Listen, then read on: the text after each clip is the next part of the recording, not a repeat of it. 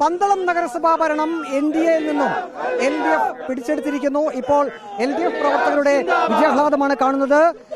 LDF 14 വാർഡുകളിലാണ് വിജയിച്ചത്. NDAക്ക് 9 വാർഡുകളിൽ മാത്രമേ വിജയിക്കാൻ കഴിഞ്ഞുള്ളൂ. UDF 11 വാർഡുകളിലും വിജയിച്ചു. ഈ വിജയത്തെ എങ്ങനെ നോക്കി കാണുന്നു? നല്ല വിജയമാണ്.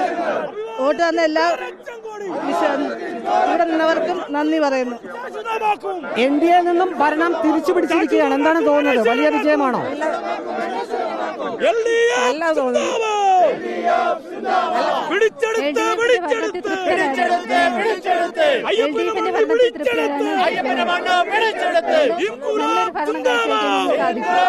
NDAയിൽ നിന്നും ഭരണം തിരിച്ചു കിട്ടുമെന്ന് പ്രതീക്ഷിച്ചിരുന്നോ?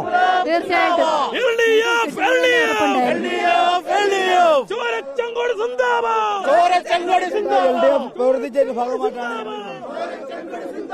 എങ്ങനെയാണ് ഈ വിജയത്തെ എങ്ങനെ നോക്കി കാണുന്നു? ഇടതു മുന്നണി മായ വിജയമാണ്. കാശിന്റെയും മറ്റ് ജാതി മത ചിന്തകൾക്കൊക്കെ അപ്പുറത്തുള്ള ഒരു വിജയമാണ് ഈ വിജയം. ഇത് ഇടതുപക്ഷ ജനാധിപത്യ മുന്നണി ഒറ്റയ്ക്ക് നേടിയ വിജയമാണ്.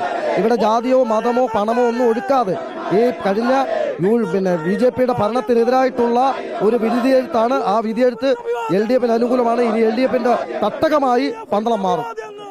എങ്ങനെയുണ്ട് വിജയം? വലിയ ആഹ്ലാദത്തിലാണ് പ്രവർത്തകരെല്ലാം. BJPയിൽ നിന്നും ഭരണം തിരിച്ചു പിടിച്ചിരിക്കുന്നു.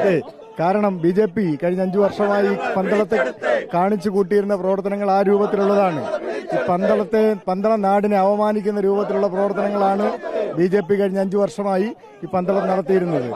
ഈ നാടിനെ ഈ രൂപത്തിൽ കൊണ്ടുപോകാൻ അനുവദിക്കില്ല എന്നുള്ളതാണ് ഈ വിജയത്തിലൂടെ ഇടതുപക്ഷ ജനാധിപത്യ മുന്നണി മുന്നോട്ട് വെക്കുന്നത്. പ്രതീക്ഷിച്ചിരുന്നു വിജയം?